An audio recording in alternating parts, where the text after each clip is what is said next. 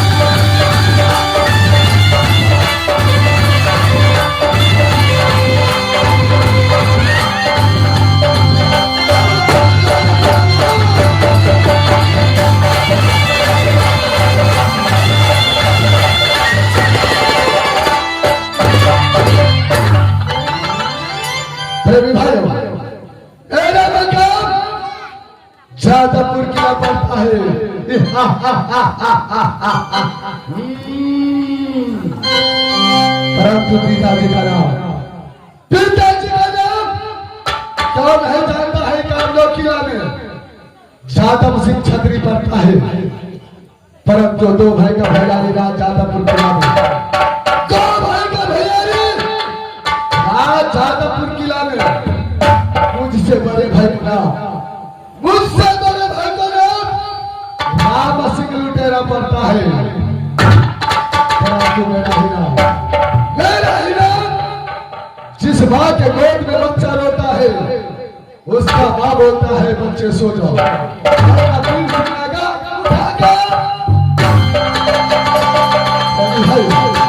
परंतु वही मेरा नाम, वही मेरा नाम चोर।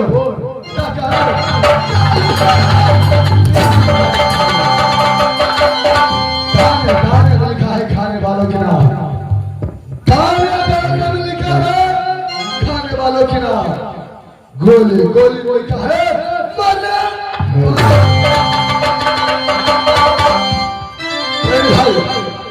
जब से चलती आया राम सिंह वीर सिंह का जादवपुर किला में, जब से चलती आया राम सिंह वीर सिंह का जादवपुर किला में, तो एक किला दो किला क्या बतावेगा?